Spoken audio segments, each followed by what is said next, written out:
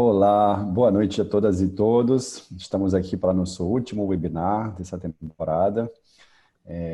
Como de sempre, né, vai ser gravado, vai ser disponibilizado no seu canal no YouTube. Então, quem tiver um problema em aparecer, por favor, desligue sua câmera. Normalmente só aparece quem fala mesmo, então não tem problema. Liguem suas câmeras, que é muito melhor a gente se ver, como sempre, né? Temos um monte de amigos já, né, dos webinars, tem contato toda semana. Então, mais uma vez, obrigado a todos os parceiros, pessoas que nos acompanham, que já estão virando familiares, né? E hoje vamos receber um tema muito instigante, né? A Cecília estava falando agora há pouco que são dois nomes que estão desde na primeira lista, né, para estar falando. A gente está muito feliz de encerrar com esse tema da infância, né? Que um pouco é nosso lado selvagem, né? Essa infância, né?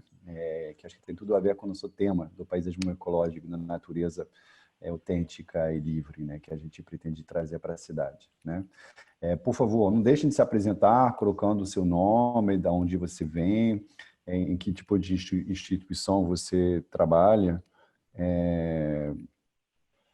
enfim, para a gente se conhecer, para saber com quem que a gente está dialogando, né? A gente está lançando esse webinar, né, organizado pela pós-graduação em Paisagismo Ecológico da PUC-Rio, né, que eu e a Cecília coordenamos juntos já há alguns anos. Estamos abrindo a quarta turma, agora totalmente online, uma oportunidade única de ter acesso a esse conhecimento. Somos a primeira pós-graduação desse tema do Brasil, talvez a única até hoje, né? Então, não deixem de se informar, porque as inscrições estão fechando daqui a pouco. A gente vai estar passando aqui no chat as informações para vocês procurarem mais informações. E também a gente vai colar, se daqui a uma hora, quando tiver dado uma hora de duração, a gente vai mandar um formulário para você poder preencher, confirmar sua presença no evento e assim conseguir o certificado. Obrigado a todas e a todos que estão conosco. E falamos depois dos palestrantes. Cecília, eu te passo a palavra. Obrigadão. Obrigada, Pierre.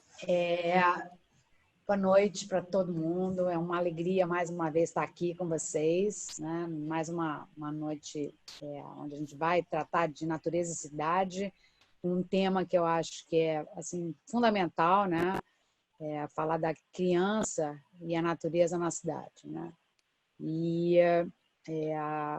eu tive assim, um imenso honra e prazer da Laís me convidar para participar do lançamento do livro, né, de um evento que houve, no lançamento até do projeto que ela vai apresentar aqui, Criança e Natureza, quando foi traduzido o livro lá do Richard Louv, A Última Criança na Floresta. Como é que ficou o subtítulo? Curando a déficit de natureza? Como é que foi? Esqueci o subtítulo. Enfim, depois a Laís fala, mas aí teve um evento lá em São Paulo, o Daniel fez parte, e aí a gente se conectou a partir de então, né, Daniel? E foi assim, porque a gente tem cada um tem uma formação, um trabalho, mas a gente tem essa temática em comum, né, que é cuidar da saúde mental, espiritual e física, né, das crianças também, né, e das crianças urbanas, né. Então, eles estavam na lista mesmo, desde a primeira lista que eu fiz para fazer essa série, que hoje é 15ª, 15º webinário. Então, eu fiz a primeira lista, eles estavam lá. E aí eu fui deixando, falei, não, quando for acabar, a gente põe, porque criança é o futuro, né? É o presente é o futuro. Vamos falar deles assim no encerramento. E aí chegou o momento, né? Assim, uma certa tristeza, né, de estar acabando, porque acho que foi muito legal, né? A gente ter tido essas 15 semanas de quartas verdes, com gente com tantas experiências, com tantas trocas aqui. Acho que eu ganhei muitíssimo, né? E obrigada aí por vocês estarem nos acompanhando, né? E participando ativamente com a gente. E então eu vou apresentar aqui o Daniel, quer dizer, na verdade eles vão se apresentar, né? Então o Daniel vai abrir, né? E vai falar dele, depois a Laís Fleury vai abrir e falar dela também. Enfim, eu acho que os dois têm histórias de vida muito inspiradoras e eu acho muito legal a gente escutar, né? E conseguir ter essas experiências, né, tão ricas de vida e, enfim, de conhecimento também. Dani, pode seguir com você. Está no mudo, Daniel. Pronto. Obrigado. Cecília, obrigado. Pierre, obrigado para vocês dois pelo convite. Prazer estar aqui com vocês e com a Laís. E eu estou vendo aqui as pessoas se apresentando, tem quase 80 pessoas, muito legal, né? Gente de vários lugares do Brasil, gente que trabalha com educação, vários educadores, paisagista, arquiteto, sociedade civil, muito de diferentes manejos de águas, um monte de cientistas ambientais, enfim, um monte de profissões diferentes, e eu sempre enfatizo assim, a importância dessa multidisciplinaridade, dessa interdisciplinaridade no campo da saúde, que é o meu campo, né? Especialmente no campo da promoção da saúde, da qualidade de vida, como é importante a gente ter esse cruzamento de saberes e de conhecimentos. Eu comecei a minha vida procurando usar a medicina como uma ferramenta de viagem. Isso ainda há muito tempo atrás, não vou revelar quanto, porque vai pegar mal, mas assim que eu terminei a minha residência, eu fui para a França em busca de novas ideias. Eu trabalhei muito tempo na UFRJ, que é um hospital pediátrico que fica na beira da Maré, na época a favela da Maré era uma favela bem pior do que ela é hoje, bem pior. E a gente estava cansado de ver crianças gravemente doentes, graves casos de desnutrição, que chegavam lá para a gente, tinha que ficar em nutrição parenteral e tirar de sepsis, e meses de tratamento, 3 meses até a criança dar um primeiro sorriso, melhorar e voltar para casa, e 6 meses depois ela voltar no mesmo estado, né? Então aquilo me dizia que eu precisava procurar alguma outra coisa que não fosse ficar lá na pontinha enxugando gelo, né? Me lembro aquela parábola dos 2 pescadores que estão no rio e vem uma criança se afogando, um deles se joga para salvar a criança, aí os 2 continuam a pescar. Daqui a pouco volta outra criança, aí o outro se joga para salvar a criança, eles voltam a pescar, e assim vai. Vai passando criança se afogando, cada um mergulha uma vez para salvar a criança, daqui um fala, peraí, e começa a subir o rio. Você fala, onde é que você vai? Eu vou ficar aqui sozinho, tem muitas crianças para salvar. Assim, meu amigo, você fica aí salvando que eu vou ver quem está tirando essas crianças no rio. Então, eu resolvi subir o rio, fui para a França em busca de uma pós-graduação em pediatria social, que me acrescentou alguma coisa, mas depois eu acabei indo, fui o primeiro brasileiro a viajar com Médicos Sem Fronteiras e fui para a Tailândia trabalhar no campo de refugiados, e aquilo foi uma experiência muito definitiva na minha vida, muito forte. E quando eu voltei, eu imediatamente comecei a trabalhar nas favelas cariocas e trabalhei aí nesse mundo durante 20 e tantos anos. Fui um dos primeiros pioneiros aí a criar a gente criou praticamente o Saúde da Família, que é a maior estratégia do Ministério da Saúde em atenção primária, uma das maiores do mundo, né, muito bem sucedida, que tem o maior impacto da história do Brasil. Talvez tenha sido a iniciativa mais importante do SUS. Eu tenho muito orgulho de ter participado disso, da criação desse programa. E a gente tinha uma ONG onde esse programa foi gestado, digamos assim, trabalhando em 2 favelinhas do Rio de Janeiro, e a partir daí nós criamos um programa de promoção da saúde. Isso é olhando para a saúde de uma forma mais ampla, olhando para aquilo que nas comunidades poderia impactar positivamente a saúde, reduzindo os fatores que poderiam impactar negativamente. Então a gente trabalhava, na verdade, o desenvolvimento comunitário, o fortalecimento das lideranças, a educação, as mulheres, os jovens, a recreação, a cultura, o urbanismo da comunidade, fazendo projetos, capacitando as lideranças para fazer projetos locais de todo tipo de educação, de impacto ambiental, de formação de juventude, de nutrição. Enfim, foram muitos anos trabalhando, viajei o mundo inteiro levando esse tipo de projetos, que foram muito bem sucedidos. Eu desenvolvi uma metodologia aqui. E, mais recentemente, eu comecei a abandonar um pouco mais esse trabalho direto no campo das favelas e me dedicar mais ao consultório e a escrever. Eu comecei também a a estudar um pouco mais a questão ambiental e a saúde. Nessa trajetória da promoção da saúde, a questão ambiental foi se tornando cada vez mais importante, né? E a gente percebeu que aí eu comecei a trabalhar com saúde urbana, é um campo da saúde pública chamado saúde urbana, e na saúde urbana a questão da natureza na cidade ela se torna cada vez mais importante, né? Como o verdejamento e o usufruto do espaço público, ela é importante para a saúde da população, especialmente das crianças. E a partir daí eu fui então desenvolvendo todo um discurso sobre criança e natureza e uma luta, um ativismo nesse sentido. Eu criei uma página chamada Crianças Já para Fora, fiz um TED nesse tema que ficou bastante conhecido e isso ficou um pouco a minha bandeira e foi nesse sentido que eu trabalhei junto com a Lana no lançamento desse projeto, que a Laís é a coordenadora, Criança e Natureza, ali eu conheci a Cecília. Enfim, tem uma trajetória muito longa aí de luta pela infância e especialmente nos últimos anos de luta pela criança, pelo contato entre a criança e a natureza, que para mim é a essência da infância. Eu vou compartilhar com vocês aqui uma apresentação muito breve.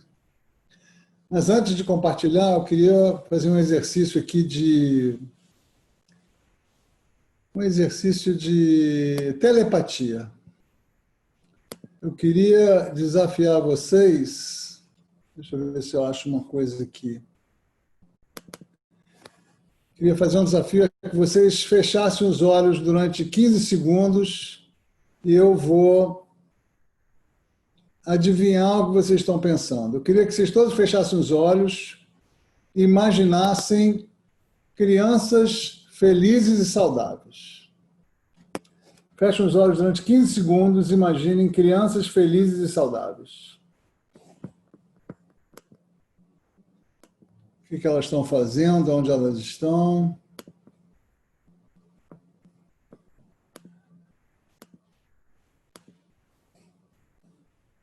Só um minutinho. Podem abrir os olhos. Eu vou compartilhar aqui uma fotografia. Aí, deixa eu pegar aqui. Pronto.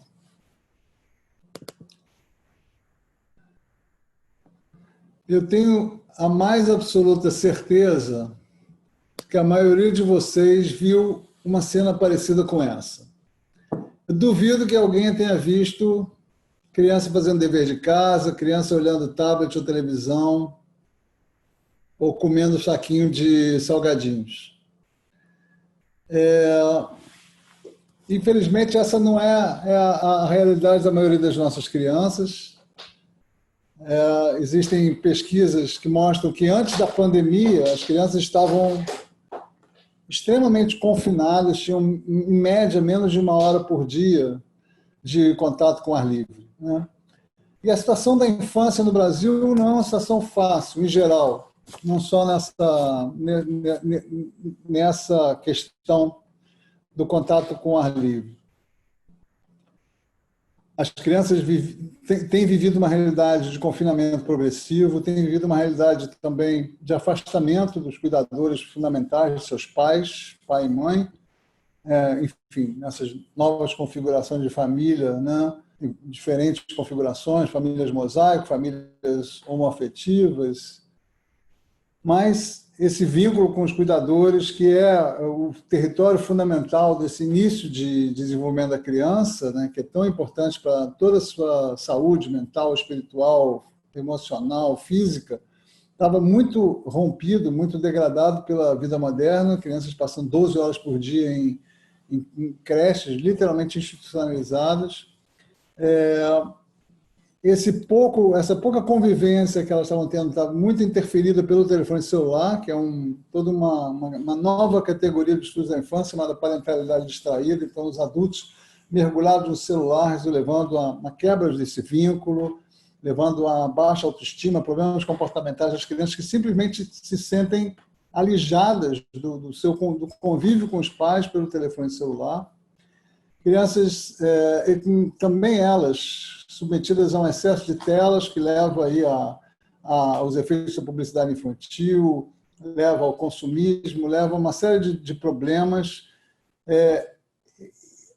A criança confinada e exilada dentro da natureza pelo confinamento, e ainda por cima, nas telas, ela fica também exilada da sua própria imaginação. Uma criança entediada, que fala para a mãe, não tem nada para fazer, a mãe diz, se vira, ela vai pegar uma bolinha de meia, uma caixa de sapato, ela vai pegar o Lego, bonequinhos, vai inventar uma história, vai desenhar, vai pintar, vai ler um livro. Quando você entrega uma tela para ela, ela fica completamente hipnotizada, o cérebro dela passivo, e você abole a sua imaginação, a sua criatividade. Então, crianças confinadas, exiladas dessa forma da natureza e do seu território essencial, e exiladas também da sua própria imaginação, da sua própria capacidade criativa, hipnotizadas e sujeitas a todos os conteúdos nocivos das telas. Comendo muito mal, né? Fazendo essa transição, a gente tem feito no Brasil uma transição muito nociva da comida industrial, da comida natural, da comida tradicional brasileira, que é muito saudável, arroz, feijão, etc., para uma alimentação tóxica, que é ultraprocessada. Acabou de sair uma pesquisa mostrando que o Brasil está trocando arroz e feijão por sanduíche, né? É uma pesquisa grande que teve agora, que foi publicada no Globo essa semana. Enfim, e aqui no Brasil, especialmente, uma desigualdade brutal que restringe os direitos de pelo menos 20 milhões de crianças, coloca elas em uma situação de extrema opressão, né, com moradias de baixa qualidade, sem saneamento, sem direito a serviços de saúde adequados, sem estímulo para o seu desenvolvimento, pais que não têm conhecimento, capacidade e possibilidade de estimulá-los de forma adequada, sujeitas à violência da rua, violência doméstica, violência de todos os tipos, a todos os tipos de abuso, né? Em qualquer classe social, mas é claro, na periferia, essa violência, especialmente a violência urbana, é muito mais grave, a violência da polícia, né? Especialmente nas comunidades, contra a população negra em especial. Enfim, uma situação nada fácil, serviços de saúde precários, muitas vezes, escolas com problemas gravíssimos. A gente sabe que na sociedade que tem esse grau de desigualdade deveria ter justamente um imperativo moral de oferecer um excelente sistema, uma excelente educação para as crianças, que é a forma que a gente tem de reduzir um pouco essa desigualdade, dar um pouco mais de esperança para essas famílias, né? E, dentro desse contexto todo, uma limitação do direito ao meio ambiente adequado, à recreação, a uma cidade mais humana, uma cidade com espaços verdes, espaços bem cuidados. Então, a situação antes da pandemia já não era muito boa, né? E em saúde a gente fala muito dessa noção de convergência, saúde e sustentabilidade, que é a noção de que tudo que faz bem ao meio ambiente faz bem à saúde. Tudo que faz bem à saúde faz bem ao meio ambiente. Você pode nomear qualquer coisa. Andar de bicicleta na cidade vai reduzir o trânsito, vai reduzir a poluição, vai aumentar a convivência, vai permitir o exercício físico, benefícios para ambos os lados, né? Transporte coletivo, mesma coisa. Alimentação natural, saudável, ela é definitivamente a melhor forma de se alimentar. Orgânicos, melhor ainda, né? Você vai reduzir ultraprocessados, vai reduzir uma série de impactos ambientais e você vai ganhar, vai reduzir agrotóxicos, você vai beneficiar a terra, os rios, a água e a saúde humana em todos os sentidos. Se a gente recicla, se a gente reduz o consumo, enfim, toda essa mudança de comportamento em direção ao ambientalismo, você também reduz o impacto na saúde humana e na saúde do planeta. E a criança e a natureza é um outro elemento desse mosaico de benefícios cruzados. Uma criança que volta ao convívio da natureza, desde cedo ela tem enormes benefícios. Todos esses benefícios são demonstrados cientificamente de forma bastante eloquente e a pesquisa nessa área aumentou muito nos últimos anos. O Richard Louv, que é a Cecília mencionou, que é um pouco o nosso guru, aí que começou esse movimento de criança e natureza, que a Laís e o programa dela fizeram a tradução do livro. Ele é uma das musas desse movimento e acho que a Laís vai mostrar um filme, né, quando ela fala disso. Mas desde muito cedo, a criança tem benefícios evidentes dessa convivência.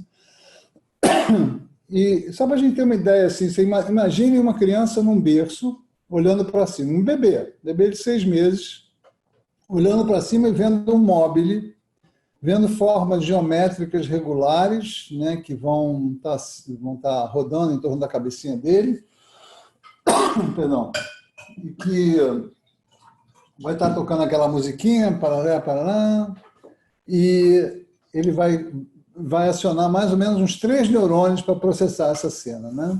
Aquele móvel de cores pastéis rodando em cima da cabecinha dele, as formas no quarto todas geométricas, previsíveis, e aí ele é levado para fora nessa mesma posição, deitadinho, você leva ele para fora, ele olha para cima também, ele vai ver isso, 3 copas de árvores se cruzando, diferentes cores e formatos de folhas, galhos, formando desenhos geométricos caóticos, mas também harmônicos, o céu azul atrás, as nuvens passando, os passarinhos cantando, o sol filtrando.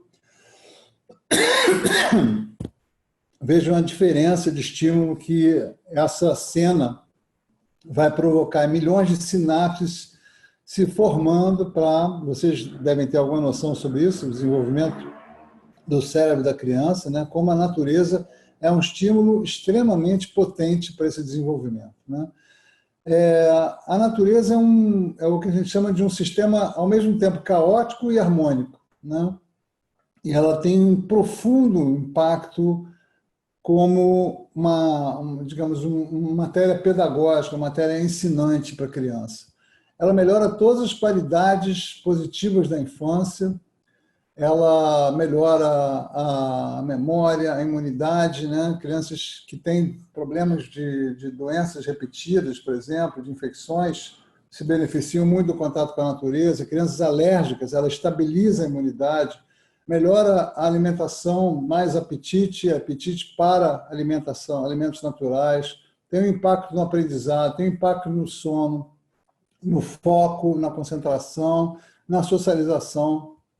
Ela reduz os grandes problemas que hoje levam as crianças aos consultórios médicos, né? A obesidade, o sedentarismo que leva à obesidade, a hiperatividade, a agressividade, problemas comportamentais, alergias, problemas de insônia, infecções de repetição, ansiedades, enfim. A maioria dos problemas que hoje assola a infância tem solução, pelo menos parcial, no contato da criança com a natureza. E, ao mesmo tempo, ela traz também uma espécie de brotinho. Ela impacta a saúde emocional da criança de forma muito positiva e também traz um brotinho do que eu chamo de saúde espiritual. Você levando a criança à natureza, você afasta ela das telas, afasta ela do consumismo, do materialismo, do narcisismo que caracteriza os nossos tempos, né, que está muito, muito colocado nessa cultura da internet, e você dá a ela justamente a possibilidade de se maravilhar, de desenvolver uma certa reverência por um cenário natural, que é algo que a natureza nos desperta. A natureza e a arte despertam essa reverência, esse maravilhamento, que são tão importantes para a nossa vida. Eu diria que isso é um brotinho de vida espiritual para a criança também. Existem inúmeros outros benefícios, né? Os serviços, que a gente chama de serviços que a natureza nos presta, né? Eu não vou repetir isso aqui, mas tem uma sequência aqui de slides que falam disso, né? Os benefícios da natureza para a cidade, vocês devem ter visto isso em inúmeras vezes nesses webinars, então não vou me fixar nisso, mas só mencionando em termos de saúde, gente, somente o verdejamento de um bairro tem mais nenhuma intervenção, pode reduzir as desigualdades em saúde e melhorar os indicadores em saúde daquela região. Isso é impressionante. Reduz a desigualdade de saúde de uma cidade e melhora todos os indicadores de saúde. Existem pesquisas muito interessantes em hospitais mostrando que para o mesmo tipo de cirurgia, o tempo de internação de dois grupos, cuja janela, a janela da enfermaria dá de frente para um estacionamento, e o outro que dá de frente para um jardim, as pessoas que estão de frente para um jardim, elas se recuperam 50% mais rápido, né? São dados muito impressionantes, né? Enfim.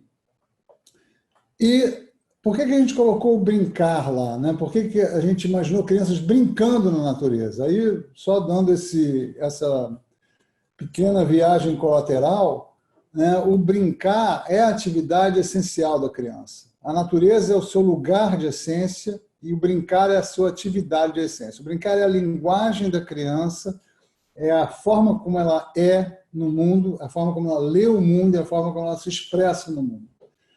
E a gente vive hoje um paradigma que é um paradigma de adultização da infância, né? As crianças, a gente tem a noção de que a criança aprende quando está em interação com o adulto, quando está sendo treinada por um adulto, né? Que ela não sabe nada, ela precisa ser ensinada por um adulto. Enquanto que a brincadeira ela é muito, muito, muito ensinante, ela tem uma importância enorme no aprendizado e no desenvolvimento da criança, né? Por ser justamente a sua linguagem essencial. Então, a gente, por causa desse paradigma escolar do desenvolvimento, a gente vive hoje uma redução do livre brincar, as famílias preferem aulinhas, escolas com horários estendidos, né? Cada vez menos brincar na própria escola também, e a infância vira quase que um tempo de formação de currículo, em vez de um tempo de liberdade de brincadeira. E a gente sabe que a brincadeira é a forma de aprendizado fundamental de mamíferos, de crianças em cenários mais tradicionais, né? Elas desenvolvem a habilidade de sobrevivência e desenvolvem as habilidades que elas vão precisar ter quando adultas, brincando justamente. E a falta de brincar gera estresse tóxico. Uma criança submetida a um ritmo de vida que parece executivo, ela sofre estresse tóxico que danifica o seu cérebro e danifica o seu desenvolvimento.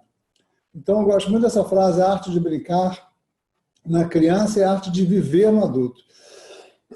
Vejam quantas habilidades esse brincar vai trazer, exatamente as habilidades que a criança mais precisa quando for adulta, né? E, claro, ela vai se tornar mais feliz, simplesmente, porque uma criança que brinca, especialmente que brinca na natureza, porque o melhor cenário para a brincadeira é o espaço aberto, é a praça, é o espaço público, ela vai também, enfim, desenvolver isso mais ainda, né? Em relação à pandemia, nós temos claramente uma revalorização da natureza. A pandemia ela vem pela agressão à natureza, né? Todas as pandemias humanas até hoje foram relacionadas com maltratos, pelo menos as mais recentes, foram relacionadas com maltratos animais, com a pecuária agressiva, com a invasão de biomas. E a solução do problema também está relacionada à natureza. A gente sabe hoje que o Covid ela se dissemina especialmente por aerosóis, né? Essa ideia do aerosol já está mais do que demonstrada. E o aerosol é diferente das fômites, que são as gotículas que a gente imaginava que era importante se proteger, manter distância. O aerosol ele permanece no ar por mais tempo. Então, isso enfatiza enormemente a importância dos lugares abertos, do ar livre, como um antídoto para a contaminação. É isso que mais reduz a contaminação, e isso passa a ser mais importante agora ainda com a volta à escola, que é um tema que vai entrar em discussão nesse momento no Brasil, que é talvez um dos temas mais prementes e que precisa ser discutido no debate nacional. E eu e Laís estamos trabalhando essa questão da importância do espaço aberto, portanto, dos convênios de escolas públicas e privadas com espaços públicos, para que a gente possa ter um máximo de atividades ao ar livre, em lugares ventilados, inclusive com tendas para fazer aulas de fora. E a natureza também ela oferece o melhor cenário de aprendizado possível. Uma aula na natureza vai ter sempre muito mais recursos, seja de que for, de matemática, biologia, ou de ciências, ou de geografia, vai ter muito mais recursos do que uma aula num cenário fechado, numa sala fechada. Então, a gente revalorizou também. Outra coisa que chamou muita atenção foi a melhora de sintomas das crianças, melhora de sintomas das crianças que estão submetidas a esse estresse da quarentena e que, com o início agora dessa volta à natureza, estão mostrando melhoras impressionantes. E imediatamente tem regressão dos sintomas de distúrbio do comportamento, por exemplo, que cessam completamente quando a criança tem acesso ao ar livre, à natureza, quando a família consegue uma viagem, quando ela começa a sair com distanciamento, mas em direção a áreas naturais. As evidências são inúmeras, né? Essa CNN, não é a CNN canal, é uma organização chamada Child and Nature Network, que é justamente do Richard Louv, que faz uma compilação de toda a evidência desse tema, de criança e natureza, os benefícios.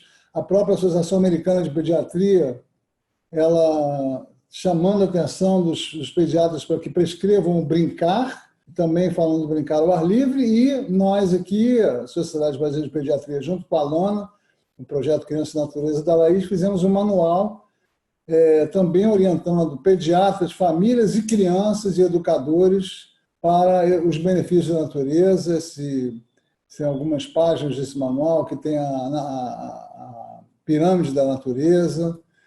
Você tem aqui também para as famílias, né, uma listagem dos principais benefícios, e para os pediatras também uma brincadeira com a receita médica de prescrever ar livre e natureza para as crianças, né?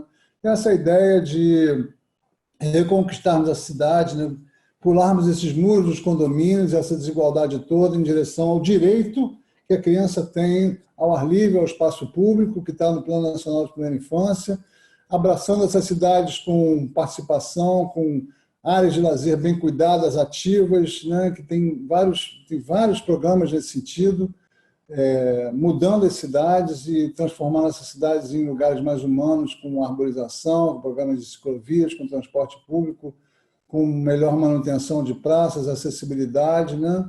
Eu acho isso aqui muito legal, a ideia de que, eu estou terminando já, a ideia de que a criança na rua, as famílias utilizando o espaço público, o transporte público, é um sinal de qualidade de vida das crianças, qualidade de vida das cidades, e que atrai mais atividade econômica, atrai mais empresas, atrai mais qualidade de vida para todo mundo, né? Então, são indicadores de qualidade de vida. Eu gosto muito dessa frase, que uma abordagem amiga da criança tem o potencial de unir uma série de agendas progressistas, saúde, bem-estar, sustentabilidade, resiliência, segurança, e agir como catalisador para a renovação urbana. Imagino que vocês tenham estudado isso nesse período. Aí você tem realmente cidades que estão planejando o seu urbanismo a partir desse ponto de vista da criança, lembrando que a gente não pode esquecer a periferia, que justamente é quem fica de fora nesse planejamento, e quem está mais longe das áreas naturais e das áreas também dos centros culturais, e a ocupação das cidades com esses programas deve sempre incluir as crianças e as famílias que vivem na pobreza, na periferia, para que isso não seja algo injusto, né? A gente vai transformar dessa forma cidades bastante injustas e com qualidade de vida ruim em cidades que possam ser mais humanas e que possam oferecer para as crianças uma infância melhor e para as pessoas em geral uma vida melhor. É isso, gente. Não vou mais me prolongar, será que só um exemplo de como a gente está trabalhando aqui no Brasil, ainda na direção oposta, né, mostrando a nossa cidade olímpica, que é um parque de pedras, praticamente sem arborização nenhuma, em contraste com o Parque de Seul, o Parque Olímpico e o Parque da Copa do Mundo, que são projetos que foram discutidos com a população e que se tornaram recursos maravilhosos para aquela cidade, tão longe do que a gente tem aqui no Rio, né? E não seria tão difícil transformar áreas abandonadas, com pouco investimento, se tornar áreas que gerem qualidade de vida para as pessoas. É isso. Obrigado. Desculpe ter me prolongado um pouquinho. Vamos lá. Muito obrigado, Daniel. Muito obrigado mesmo. Excelente. Maravilhoso. Obrigado. Laís, por favor, vamos continuar aí com tantas emoções ali em volta da natureza, das crianças, enfim, esse mundo aí mágico. Bom, boa noite a todos e todas. Queria agradecer mais uma vez o convite aqui da Cecília, do Pierre, que me convidou para ter essa honra, né, de honrar esse percurso aí de 15 webinars maratona tão bacana, né, para falar de natureza na cidade. E para mim também é sempre uma alegria muito grande encontrar meu amigo, companheiro de ativismo, né, Daniel? Eu já encontrei o Daniel em outros projetos também. Nós dois somos fellows da Ashoka. Então eu fico sempre muito feliz assim de poder compartilhar a mesa com ele, que a gente tem bastante afinidade, né, Daniel, na maneira de pensar. E estamos aí sempre de mãos dadas, batalhando aí por um mundo melhor. Bom, a Cecília, conversando com ela, ela me pediu para apresentar um pouquinho o programa Criança e Natureza, mas também para eu contar um pouco da minha trajetória, como é que eu chego nessa temática, porque realmente é uma temática que ela se mistura muito com a minha vida, né? Tem uma ligação muito forte com a minha história de vida, com a minha infância. Então, eu queria começar contando um pouco que eu sou de Goiânia. Eu nasci no interior, nasci em Goiás, e eu tive a sorte de ser criada em ambientes. Eu tive 2 ambientes na minha infância que foram muito importantes para mim. Um foi o meu quintal de casa, que realmente eu passava, assim, era onde eu passava meus finais de semana, ou depois dos momentos que eu não tinha mais dever de casa, era onde eu encontrava com as minhas irmãs, brincava, então tinha bastante espaço livre para brincar. E o outro é a chácara que meu pai tinha, que era próximo da cidade, e essa chácara, eu brinco que ela carrega, assim, são memórias afetivas que eu desenvolvi lá, que ela literalmente norteou a minha vida, assim, foi tão importante o que eu vivi na chácara, os momentos que eu tive, não só de brincadeira entre pares, assim, com os meus primos, mas também muitos momentos sozinha, porque não era fácil para mim encontrar amigos ou amigas que gostariam de ir para a chácara comigo. As crianças, num dado momento, os adolescentes já estavam querendo ir para o shopping, já estavam querendo ir ao cinema, e eu insistia ali em querer ir para a chácara. Então eu lembro muito também de eu ter esses momentos sozinha na chácara, de escolher, de fazer essa escolha, e ter bastante momento assim de contemplação mesmo, sabe? De ver um pôr do sol, de andar a cavalo sozinha, assim, como isso vai nutrindo essa relação, essa conexão interna com nós mesmos. E isso foi muito forte para mim. Eu acho que isso, de uma certa forma, exercitou bastante o meu músculo intuitivo, vamos dizer assim.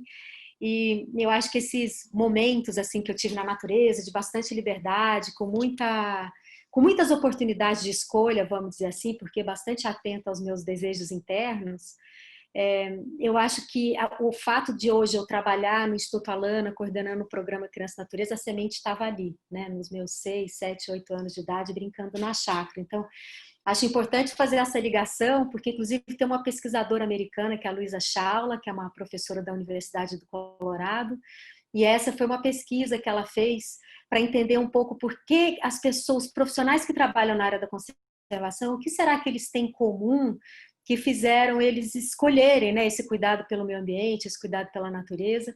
E aí foi algo que realmente ela conseguiu identificar, entrevistando vários deles, de que esse amor, esse vínculo que foi nutrido na infância, né, essa oportunidade que eles tiveram na infância de se vincular afetivamente com a natureza, é de fato a semente desse bem-querer e desse cuidar com o meio ambiente, e hoje são pessoas aí ativistas que trabalham na área da conservação.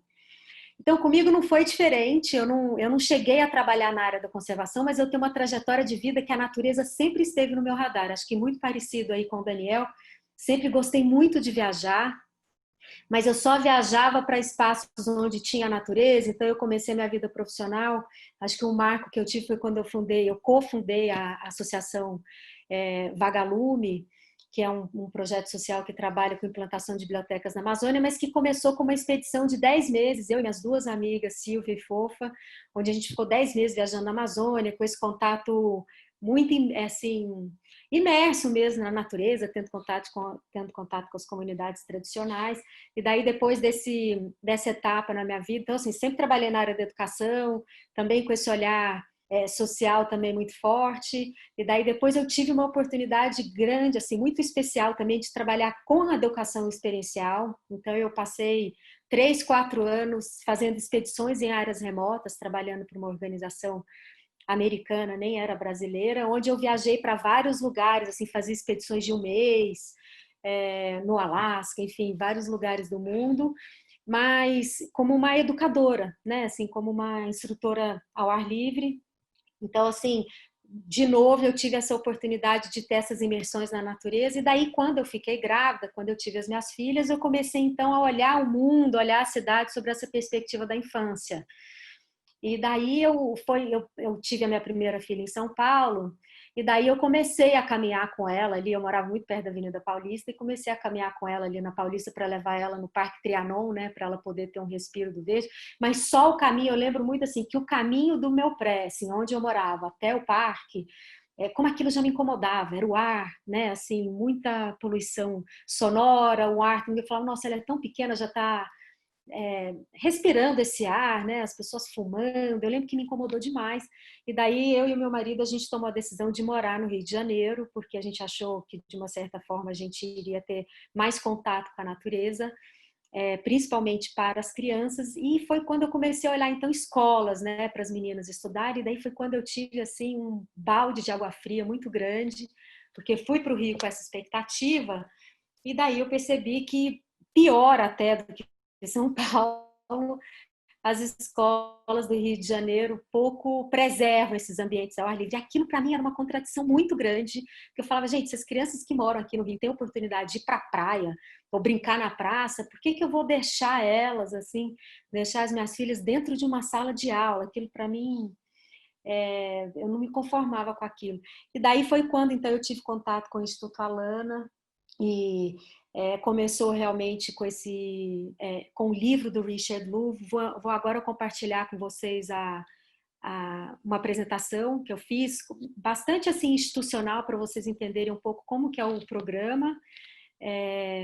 E daí foi quando, de fato, eu comecei um novo capítulo, então, da minha vida, que foi quando eu entrei no Instituto Alana e iniciei, vamos dizer assim, comecei a coordenar, então, o programa Criança e Natureza, né? Deixa eu tentar só um minutinho. Cadê? Visualizar. Apresentação de slides. Acho que agora acho que vocês estão conseguindo ver, né? Então, o Criança e Natureza, ele é um programa que a iniciativa é o Instituto Alana, que, para quem não conhece, é uma organização sem fins lucrativos, que tem como missão honrar a infância. E eu acho que os motivos que levou a Alana, que é uma instituição que trabalha há mais de 20 anos em prol de, né, para que as crianças de fato tenham uma infância plena e saudável e que tenha todos os seus direitos garantidos, por que será que o Alana, então, decidiu criar um programa com este recorte específico de Criança e Natureza? Simplesmente porque acho que tem uma leitura de um contexto que eu não preciso me alongar, porque acho que o Daniel já falou bastante, mas realmente uma percepção grande assim de que as crianças hoje em dia, principalmente as infâncias urbanas, estão absolutamente assim confinadas, institucionalizadas, né? As crianças hoje em dia passam muito tempo dentro da escola, muito tempo, 90% do tempo delas elas passam em ambientes fechados. E daí a gente começou a associar e perceber o quanto isso estava impactando de uma forma negativa a saúde das crianças, começou a se preocupar com isso e falou, bom, a gente está entendendo então que esse direito à natureza das crianças só será possível se de fato a gente querer, assim, fizer esforços para que ele seja garantido, porque hoje em dia o estilo de vida, quem mora nas grandes cidades, esse contato com a natureza ele não é dado, né? A gente de fato precisa hoje em dia trabalhar para que ele aconteça, né? Então foi quando surgiu o programa que tem como missão favorecer o acesso e o contato direto de todas as crianças com a natureza. Importante dizer que a gente acredita nesse contato como uma inovação urbana e social para o bem-estar da infância e do planeta. Então, não é um olhar saudosista, não é um retorno ao passado, é o contrário. Hoje em dia se discute muito, principalmente agora na época da pandemia, a gente tem, acho que estamos todos nós refletindo bastante o nosso modo de viver, o que é importante e o que não é importante. E quando a gente pensa em bem-estar da população, bem-estar da sociedade, a gente não pode deixar de associar esse bem-estar à natureza, né? Então, como que a gente pode trabalhar com a natureza a favor desse bem-estar, a favor de um planejamento urbano que seja promotor de saúde, né? E aí a gente começa a entender que esse contato, assim, esse nosso sonho de garantir infâncias ricas em natureza, ele é sistêmico e ele passa por diferentes áreas, né, da sociedade, vamos dizer assim, porque não é algo que é só de responsabilidade, por exemplo, das famílias, é também, né, assim, tem vários atores e setores da sociedade que precisam se preocupar com ele. Então, a gente precisa, por exemplo, de cidades mais verdes amigáveis para as crianças, a gente precisa de famílias que realmente escolham realizar atividades de lazer na natureza, né, que façam essas escolhas no dia a dia da criança, no seu planejamento de férias, por exemplo, ou na escolha de como que vai celebrar o aniversário dessa criança. A gente precisa de escolas que, de fato, promovam esse contato com a natureza, não só dentro dos muros da escola, mas também para além dos muros. Então, trabalhar nessa perspectiva também de escola, de cidades educadoras, onde a formação da criança passa também por esses territórios para além dos pátios escolares, mas ao mesmo tempo, quando pensar nos pátios escolares, de fato tentar fazer com que eles sejam promotores de um brincar ou de um contato com a natureza, não só para a criança brincar e interagir, mas também como um ambiente de bastante oportunidade dela estar na natureza, mas aprender também com e na natureza, né? E o que nós advogamos bastante no programa Criança na Natureza é essa questão que o Daniel também já trouxe muito forte na fala dele. A gente entende que o brincar é uma linguagem da criança, né? Assim, é por onde a criança se comunica, aprende e apreende sobre o mundo, é a forma como ela conhece a si mesma e o entorno dela, como ela vai criando aí os seus recursos internos para poder, inclusive, para poder lidar, inclusive, na sua vida adulta, vamos dizer assim. E a gente entende que esse brincar livre na natureza, porque a gente reconhece que a natureza é o habitat natural da infância, né?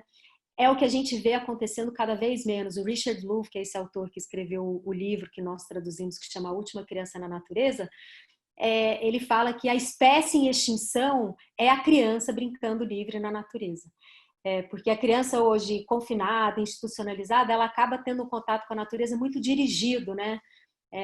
Apenas, não que isso seja ruim, no sentido de que a educação ambiental, por exemplo, é absolutamente importante, mas a gente traz esse olhar de valorizar também esses momentos de brincadeira espontânea e livre e de onde a criança possa interagir com o ambiente natural da forma como ela quiser e não necessariamente só por atividades direcionadas, né?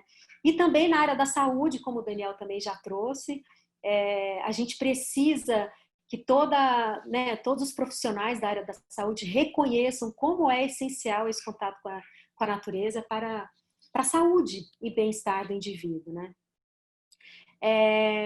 Eu queria... Que natureza é essa que a gente está falando? Acho importante também a gente fazer essa diferenciação, porque as pessoas às vezes perguntam, nossa, mas eu moro aqui, não sei, de repente em São Paulo, meu bairro é absolutamente urbano, estou convencida de que esse contato com a natureza é importante, e como então que eu consigo promover esse contato? E esse contato que a gente fala e essa natureza que a gente está falando é aquela natureza acessível, é a natureza possível.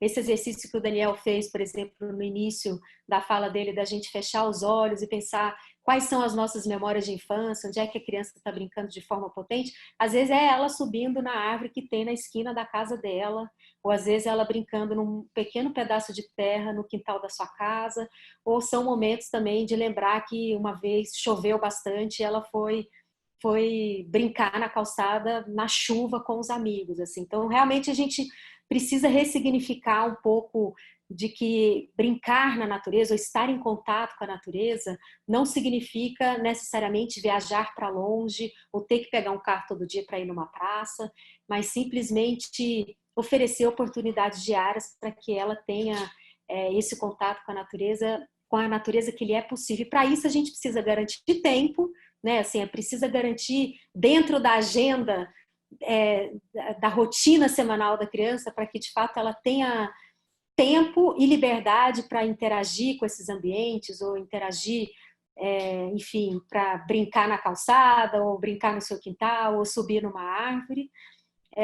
Mas também precisa de um adulto que possibilite isso, né? Que não só garanta esse tempo na vida dela, mas que também não tenha nenhum julgamento, não seja aquele contato também limitador, que está o tempo inteiro contando para a criança que subir na árvore é perigoso, que ela não pode se sujar, e porque se sujar ela vai ter que tomar banho. Então, assim, realmente a gente precisa oferecer mesmo uma liberdade e uma interação com a natureza de uma maneira bastante livre para as crianças, sem esse julgamento e esse protecionismo excessivo dos adultos em relação a esse contato, né, de forma qualificada. O programa, essa é a publicação que nós do programa Criança e Natureza traduzimos, do Richard Louv, que foi quem cunhou esse termo, que chama transtorno do déficit de natureza, que não é um termo médico, mas ele foi o autor que em 2005, ele escreveu esse livro, e não só o livro, como também cofundou o Children Nature Network, que é a organização que o Daniel, inclusive, trouxe nas referências dele no final da apresentação, que é a instituição americana que reúne o maior número possível de evidências científicas que comprovam os benefícios desse contato. Mas o Richard, ele realmente foi a primeira pessoa, eu diria que o primeiro profissional que realmente fez essa correlação de que, pelo fato das crianças hoje estarem cada vez menos expostas à natureza, com menos possibilidade de brincar ao ar livre, o quanto as doenças, né, o quanto isso tem impactado de forma negativa na saúde delas, né, o quanto isso tem sido prejudicial à saúde delas. E então, quando ele fala transtorno de déficit de natureza, é exatamente essa correlação e essa preocupação do quanto as crianças têm pago um preço muito alto pelo fato de não terem oportunidades desse contato. O programa, como eu disse antes, trabalha basicamente em 4 eixos, porque a gente entende que precisa trabalhar de forma intersetorial para a gente, de fato, promover uma infância rica em natureza. Na área da saúde, a gente trabalha muito com esse conceito de que natureza, como mesmo diz o Daniel, né, assim, é muito importante, é essencial para o bem-estar da criança, é muito importante para o desenvolvimento integral dela. A conservação, na área da conservação da natureza, a gente tenta colocar a pauta da infância dentro das organizações da área da conservação, porque a gente realmente acredita que as unidades de conservação têm um papel fundamental nesse vínculo, né, assim, das crianças com a natureza. A gente advoga bastante por cidades vivas, por cidades que tenham espaços verdes, por cidades que tenham mais áreas verdes e que também sejam amigáveis às crianças, porque a gente quer sim ver novamente as crianças nas ruas brincando, se apropriando dos espaços públicos. E na área da educação, a gente advoga bastante pelo desemparedamento da infância, que é basicamente um conceito de que a gente entende que, pelo fato das crianças estarem confinadas, a escola e todo o sistema de educação, seja ele público ou privado, precisa ter esse interesse de continuar conectando a criança com a vida, e que então ela precisa sim passar mais tempo ao ar livre, de trazer a natureza para dentro do currículo da escola, mas não num formato só através da leitura, mas através do corpo também, né? Que ela possa ter aulas ao ar livre, que o pátio escolar não seja só um ambiente, por exemplo, de transição entre uma aula e outra, mas sim um ambiente onde ela vai passar bastante tempo ali, porque ele tem um papel muito formativo, né, no desenvolvimento dessa criança, e também enxergar a cidade, assim, esses territórios que existem para além dos pátios escolares, para além dos espaços dentro da escola, como também potenciais espaços de vínculo e de usufruto. Então, a gente tem aí, por exemplo, o exemplo da Rede Municipal de Novo Hamburgo, que há 10 anos trabalha com essa política de desemparedamento, e tem escolas que têm uma limitação de recursos muito grandes, no sentido de não conseguirem, não terem espaço dentro da escola para poder possibilitar esse contato ao ar livre, que daí faz associações, seja com a igreja do bairro, seja com a praça perto da escola, para de fato fazer essa ponte, então, para que as crianças possam ter esse contato direto com a natureza. Acho que tem algumas publicações que eu gostaria de mostrar para vocês, Daniel já mostrou, para quem quiser conhecer um pouco mais o nosso trabalho, no sentido de que nós, do programa Criança e Natureza, a gente trabalha bastante com desenvolvimento de conteúdo, de realmente entregar o máximo possível de conteúdos seguros, confiáveis, respaldados na ciência, para que as pessoas realmente acreditem, né, o quão importante é esse contato com a natureza e passa a ser um eixo norteador das suas escolhas de vida. E quando eu digo pessoas, não só, de novo, as pessoas na pessoa física, né, mas também toda a sociedade, todo o poder público, para que de fato a gente tenha então uma ação bastante sistematizada, né? Aqui é uma segunda publicação que eu gostaria de apresentar, assim, quem tiver interesse que é da área da educação e tiver interesse em se aprofundar um pouco mais nesse conceito do desemparedamento da infância, é uma publicação que ela está disponível no nosso site gratuitamente e que traz vários exemplos de experiências práticas, tanto no âmbito da escola pública como na escola privada, de como que foi possível desemparedar as crianças, né? E daí, para terminar, eu gostaria de passar para vocês, que eu estou já estourando aqui no meu tempo, um filme que conta um pouquinho dessa relação da criança com a natureza, um filme também desenvolvido pelo programa. Peraí. Deixa eu interromper aqui o compartilhamento até eu encontrar o filme aqui. Lembrando que nós vamos ter o nosso filme, né? O Alana produziu o filme mesmo, Criança Natureza, né, Laís? Vai ser lançado esse ano, precisamente. Então, a gente tá exatamente fazendo essa leitura de contexto, né, para ver quando que é o melhor momento assim de lançar, mas assim como você disse, Daniel, a gente também percebe que teve uma valorização do contato com a natureza muito forte em relação à pandemia, né? Assim, depois que todos nós ficamos em isolamento social, como as pessoas começaram a sentir no próprio corpo, né, essa necessidade de estar na natureza, então tem uma valorização aí muito forte, e a natureza também como um antídoto mesmo, né, a contaminação, acho que até nessa época agora do planejamento, né, do retorno às aulas, como você bem disse, é um movimento, a gente produziu um documento em conjunto, para, assim, fazendo essa sugestão mesmo de que esses espaços ao ar livre sejam priorizados ou sejam valorizados nesse planejamento de reabertura das escolas. Então, a gente está, sim, a gente já está com o filme pronto, mas a gente está pensando qual que é o melhor momento, então, da gente poder lançar para que seja uma ação assim, seja bastante potencializada, né? Então, eu vou passar aqui para vocês o nosso filme para terminar. É um filme de 5 minutos.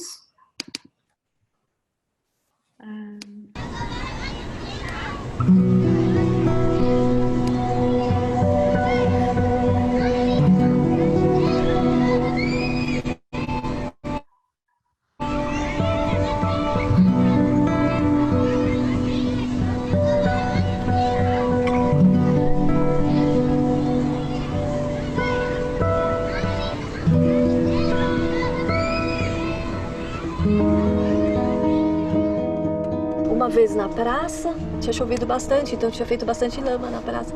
Ela começou a passar no braço. Aí eu olhei, eu já ia falar, nossa, vai sujar tudo. Será que essa lama, será que não vai dar coceira? Não sei, já pensei. Mas aí eu vi um movimento tão da essência dela, falei, nossa, deixa. A criança, ela tem essa postura de sim para a vida, né? Ela é um ser ativo, que quer aprender, que quer se construir, que quer se formar, né? Então, eu acho que desde pequeno, quanto mais cedo expor a criança na natureza, ao ar livre, ela só tem a ganhar. Eu vi 2 peixes beijando! Esse lugar, há 3 anos atrás, era um território de medo. Tinha muito lixo pela praça inteira, capim, mato e abandono.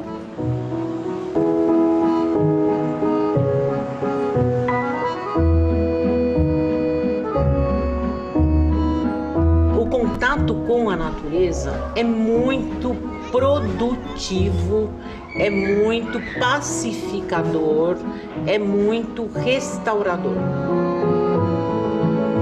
Vejo que os pais hoje protegem muito os filhos da vida. Want a real risk? Look at child obesity. Keep your kids under protective house arrest all the time, and guess what? Their weight goes up. That will shape their health for the rest of their life.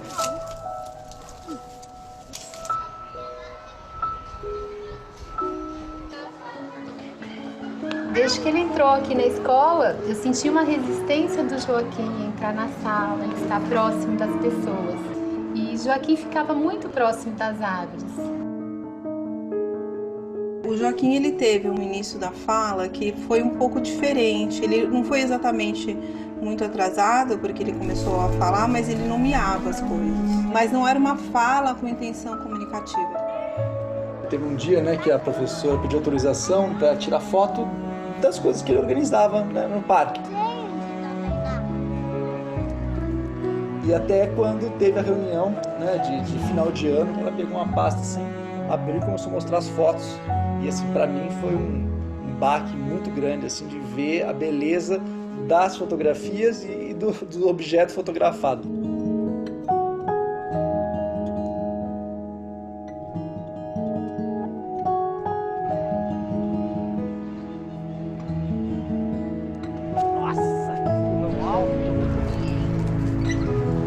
Eles vêm com esse querer pisar na areia, com esse querer estar nas poças, colhendo folhas, correndo pelo espaço, brincando na água.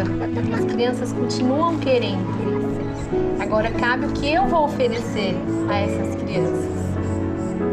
Eu sei onde ela se acalma, eu sei onde ela vai ficar bem. E não é em lugar fechado, não é fazendo compra, é do modo mais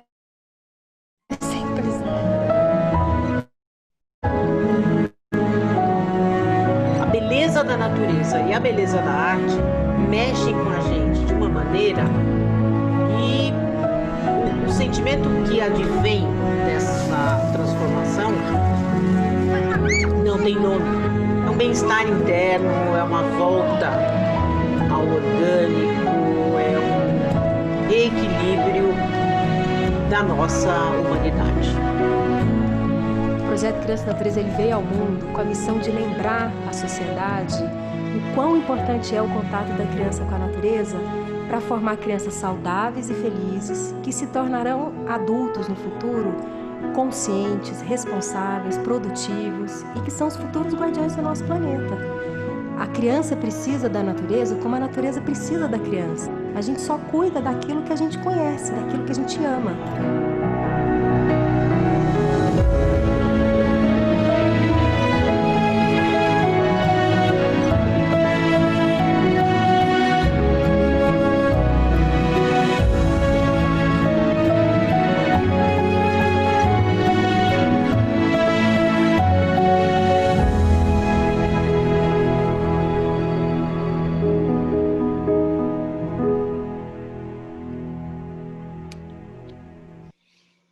Bom, acho que é isso. Acabei não dando os créditos do filme, né? Esse filme foi...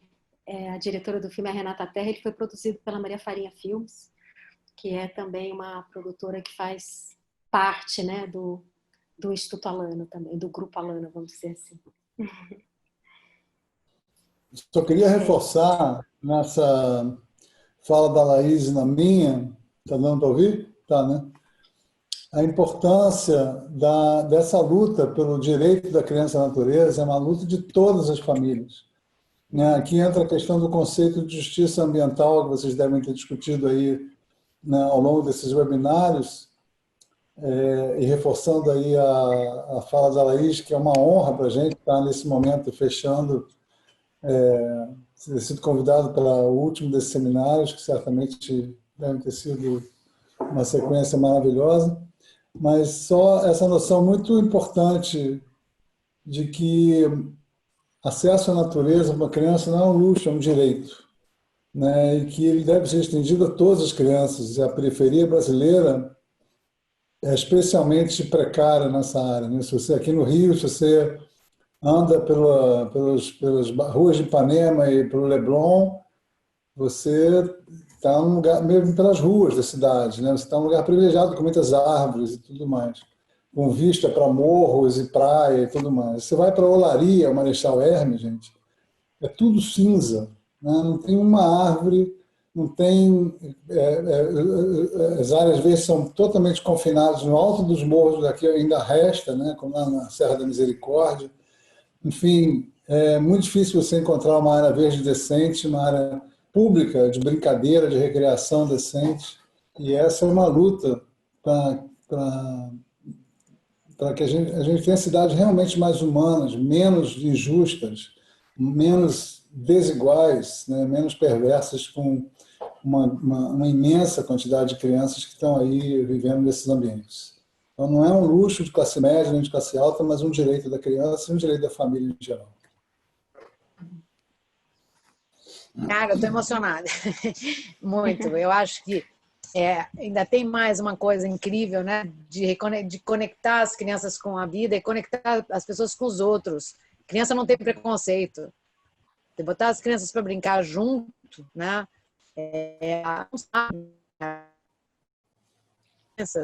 Essas diferenças são construídas pela sociedade, pela família, pela escola, né? Pelo ambiente social, familiar.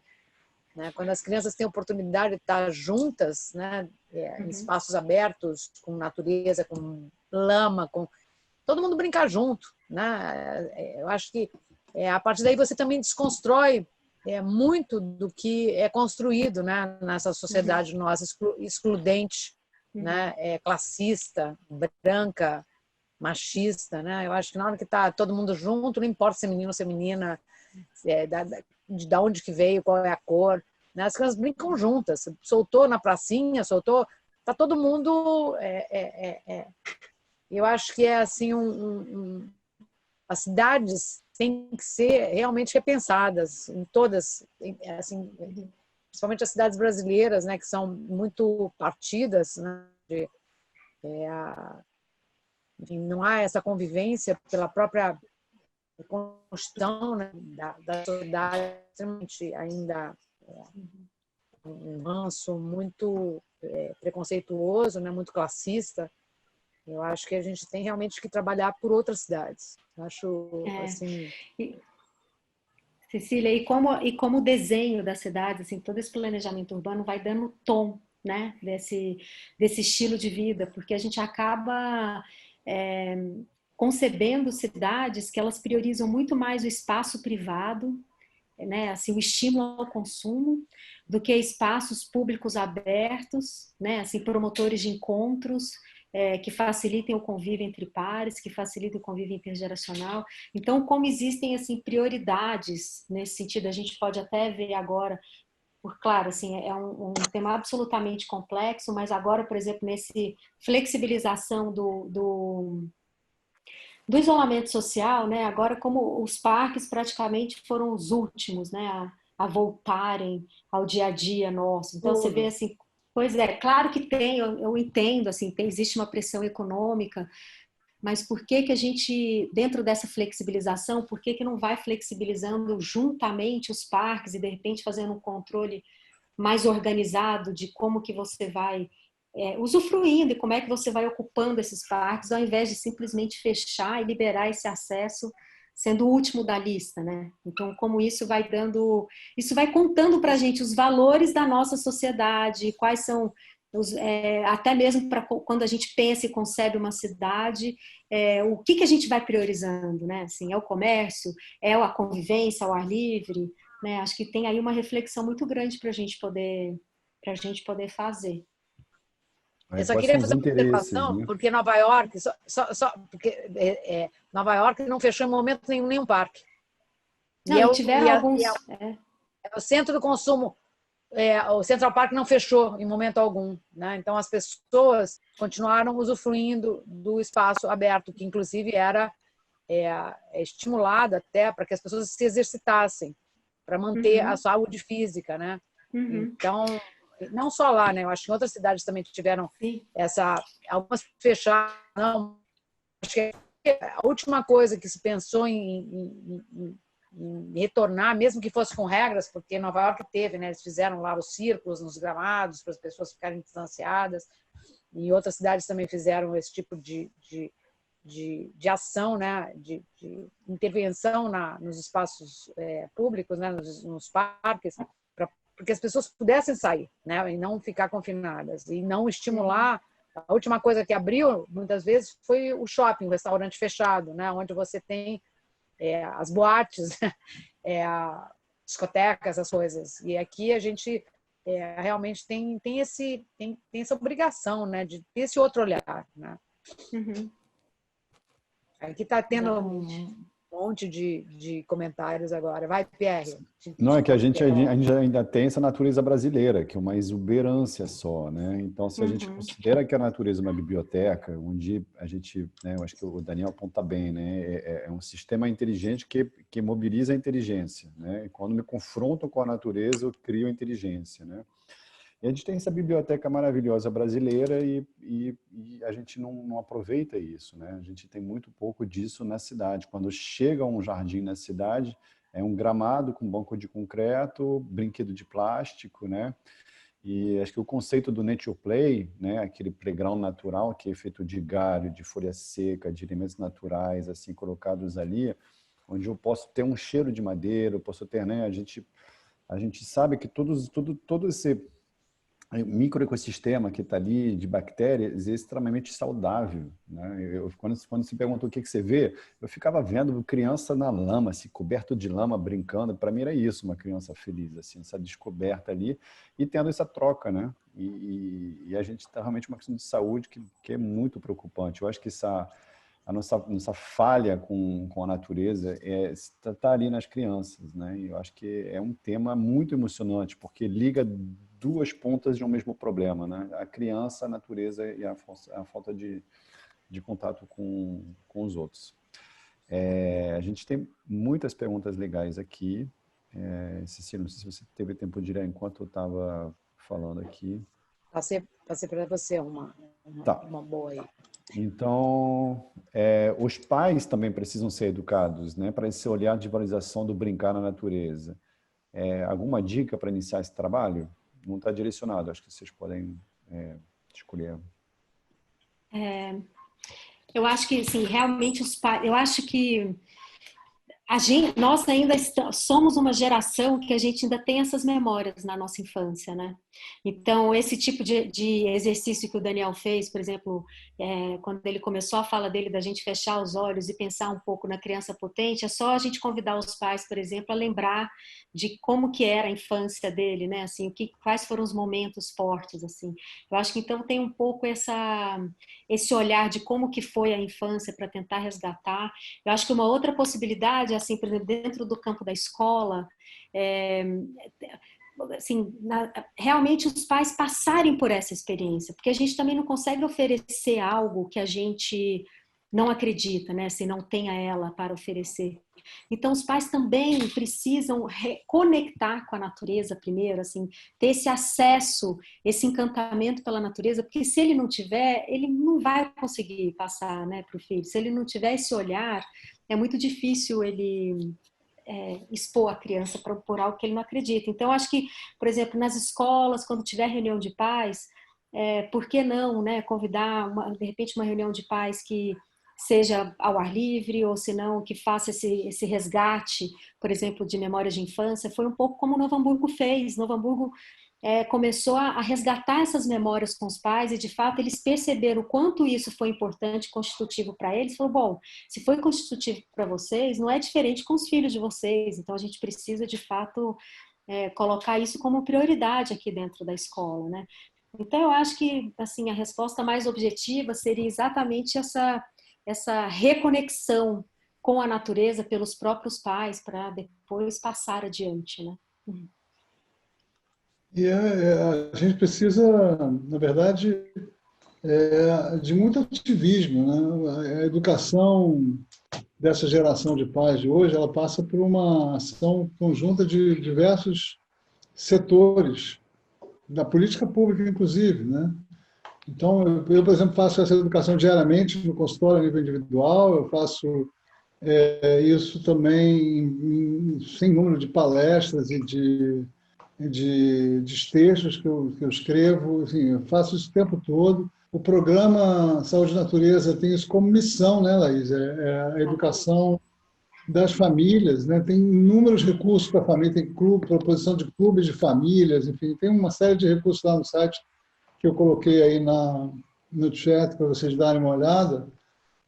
Então, você tem estímulos para que esses pais compreendam a importância disso, e, de novo, a gente tem que entender, gente, que quanto mais uma pessoa é desinformada, tem pouco acesso à educação, tem pouco acesso a boa informação, maior a dificuldade ela vai ter de entender a importância da natureza, a importância da gente ter menos contato com plásticos e mais contato com madeira, como o Pierre estava falando. Só esse simples gesto já melhora a nossa saúde, porque, por um lado, assim, as árvores e plantas, elas têm fitoquímicos que são benéficos para a nossa saúde, e os petroquímicos, ao contrário, eles exalam substâncias que são nocivas para a nossa saúde. Então, o contato simplesmente com o ar perto de um play de plástico, de grama de plástico, gente, faz mal para a criança.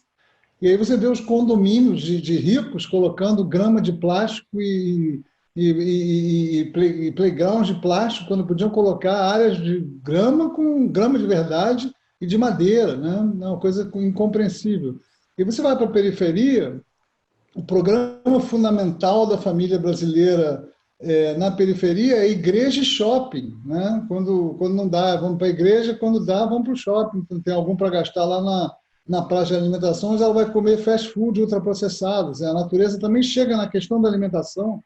O benefício da natureza fica evidente quando você tem estudos que mostram com uma clareza brutal que quanto mais comida artificial, comida de mentira você come, mais você morre, mais você adoece.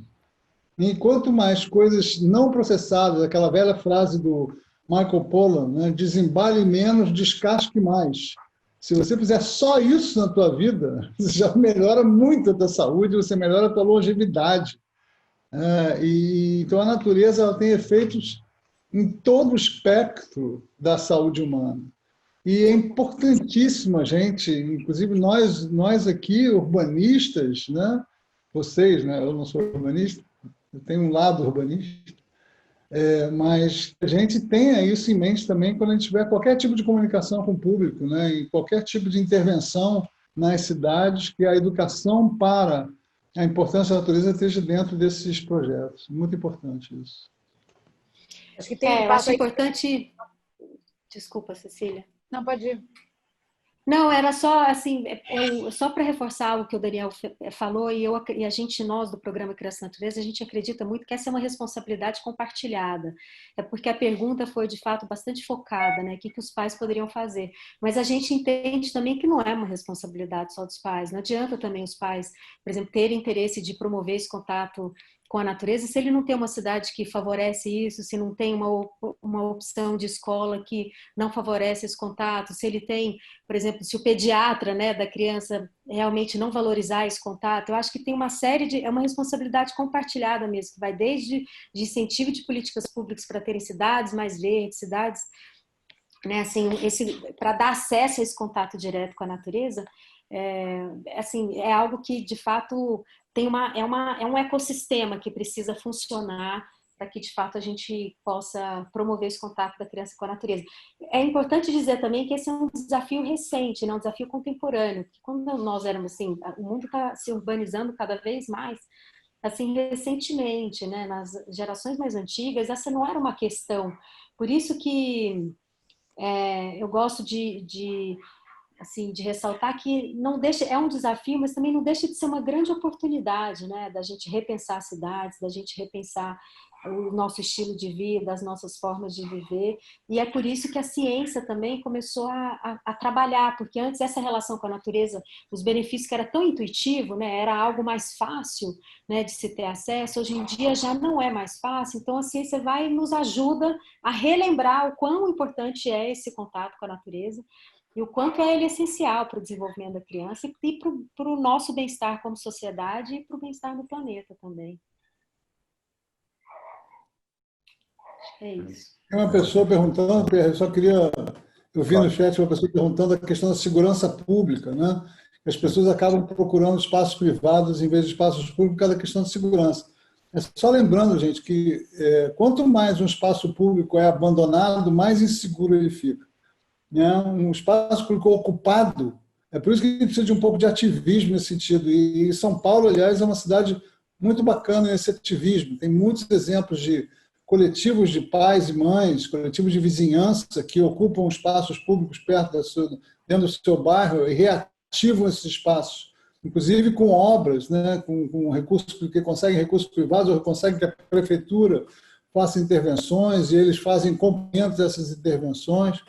Isso, infelizmente, claro, vai se dar mais em área de classe média alta, mas são exemplos de formas que a gente pode ocupar esse espaço público e aí sim ele vai ter menos segurança. Um traficante ou uma quadrilha de mafiosos não vai ocupar uma praça que está cheia de criança e família. Ele vai procurar outro lugar. Né?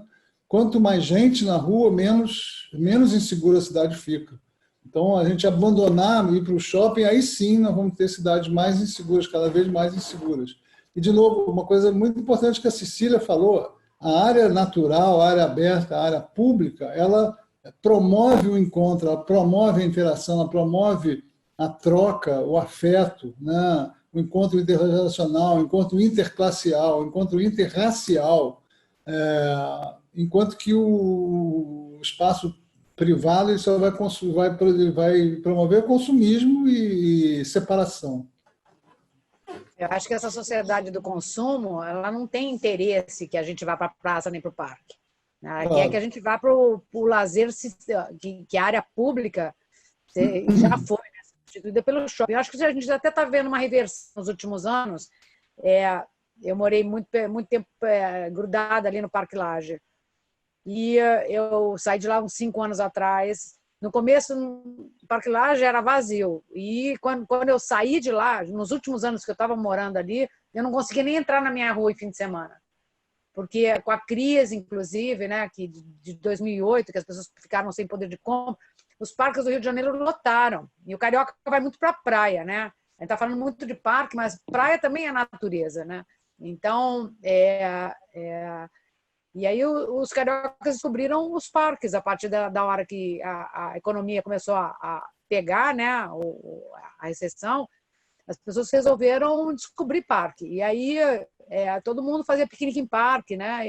Foi quando minhas netas já estavam numa idade legal assim de fazer piquenique, porque quer dizer, a gente sempre fez piquenique com elas. E a gente ia para lá, mas assim tinha que ir cedinho para pegar uma mesa no Parque Lage, ou conseguir um espaço, botar uma toalha, um pano no chão, uma esteira, né? E ir dentro do Jardim Botânico. Nesses últimos, 15 anos, essa progressão do carioca, inclusive do Parque Nacional da Tijuca, que era eu com a IPR, quando começamos a dar aula nos sábados, né? A gente faz visita com os alunos quando a gente dá cursos e a gente sobe lá, tem até gente que já fez essas visitas com a gente aqui, e a gente subia sábado de manhã, não tinha ninguém, só meu filho que passava de bicicleta lá em cima, lá no horto. E conforme foi passando o tempo, a gente foi vendo a progressão dos ciclistas tomando conta, né? Chega sábado de manhã, a gente tem que tomar cuidado para não ser atropelado por tanto ciclista. No mesmo ponto de ônibus que a gente desce lá no 409, hoje tem que tomar cuidado para não ser atropelado, porque é muito, muito, muito ciclista, muita bicicleta.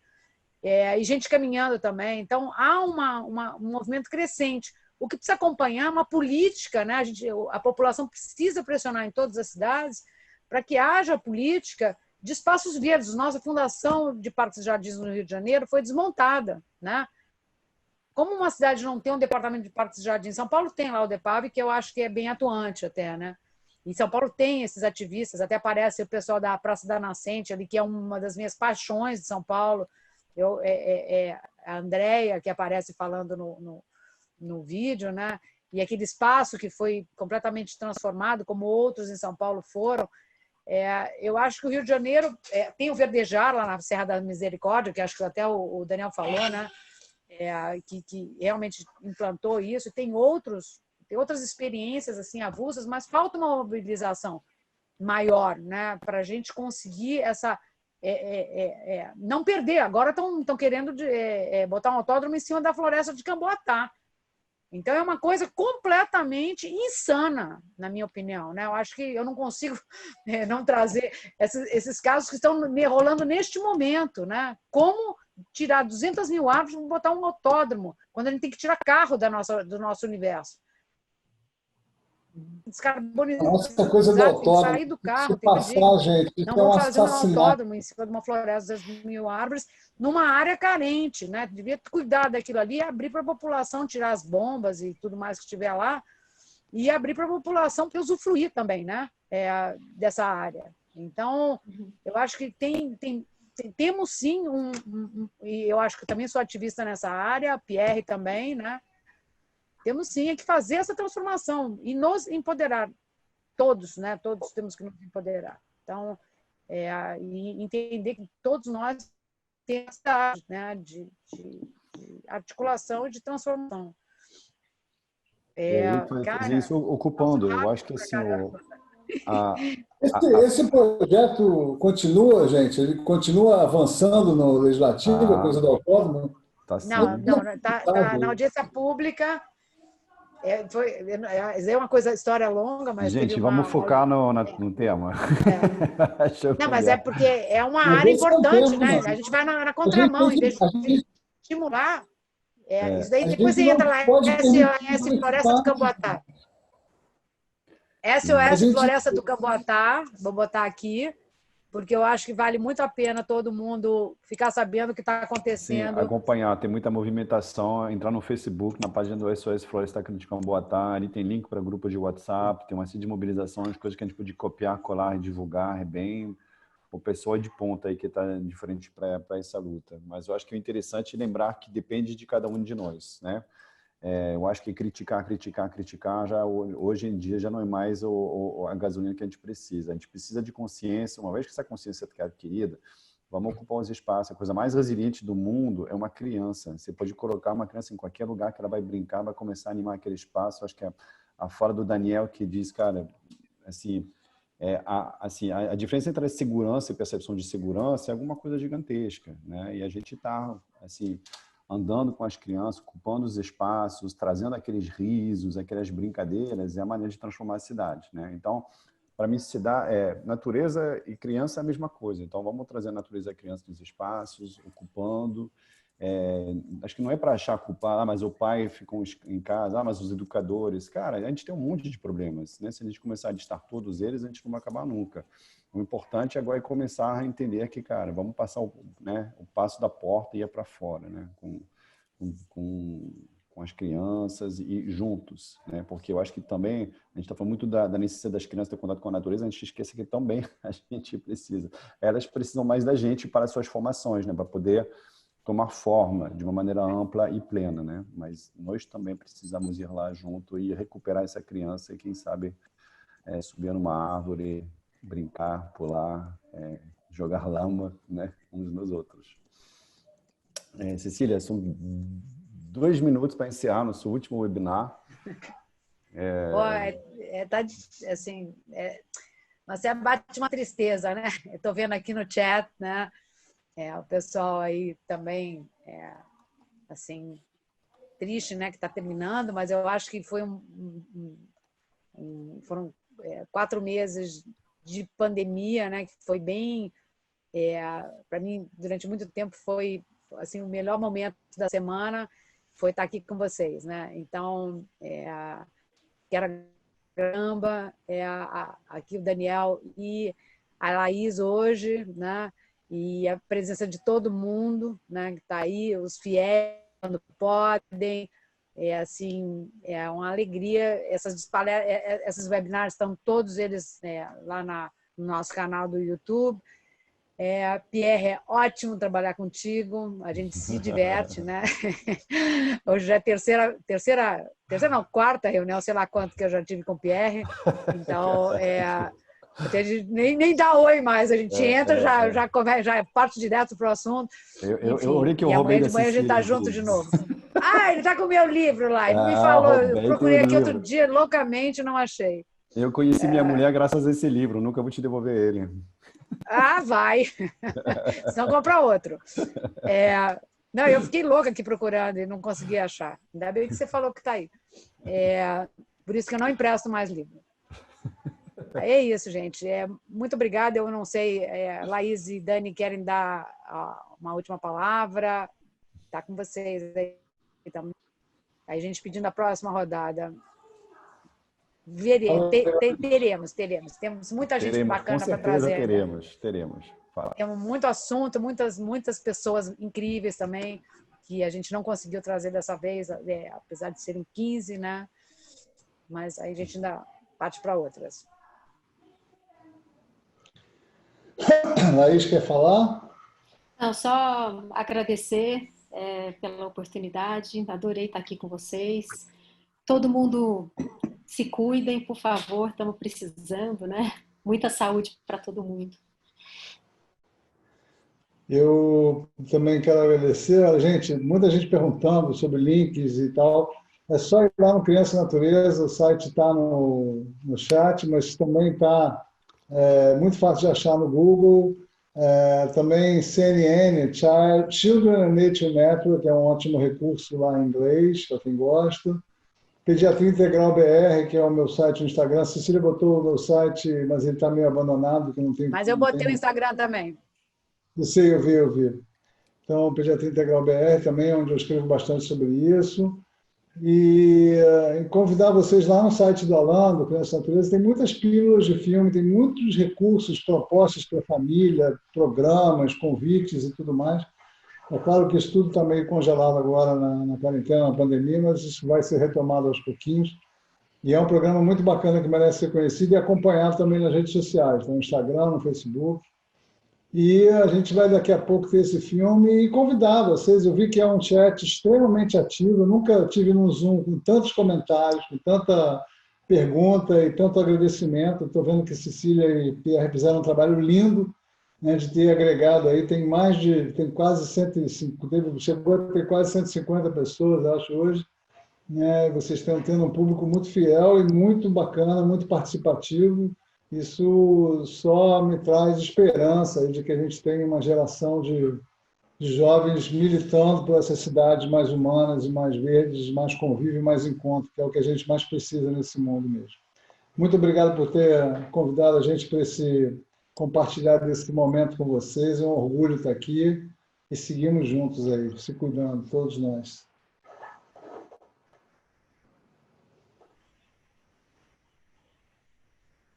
Vai fechar, Pierre? Fecha? Não, fecha você. O que eu fecho? Eu quero que você feche. E aí eu assim, quero agradecer demais cada um que está aqui, cada uma que está aqui. Cara, foi uma experiência incrível, a gente se jogou, né? A gente começou a fazer esse webinar do nada. E assim, trouxe uma reflexão, trouxe muita coisa para a gente, né? Eu acho que são as coisas positivas dessa crise, né? A gente vê que eu acho que uma coisa que o Daniel falou, né, que é assim, como que a natureza traz inteligência e como que a dificuldade também traz inteligência, né? Como que é importante a gente passar por esses momentos, né? Então, acho que foi muito bom de estar juntos, muitos amigos, muitos parceiros, ex-alunos, companheiros, pessoas que estão junto, né? Nessa liga da natureza aqui em prol de um mundo mais justo, mais equilibrado, né? mais diverso. E muito obrigado. E com certeza vamos aprontar muito, né, Cecília? Aguardem, não vai demorar muito, tá, gente? Tem novidades gestando, tá? Muitas novidades gestando por aí. Espero que a gente se veja muito em breve, né? Em outras oportunidades em geral, né? E lembrando que a gente está com as inscrições da pós aberta, né? E vai até o final da semana.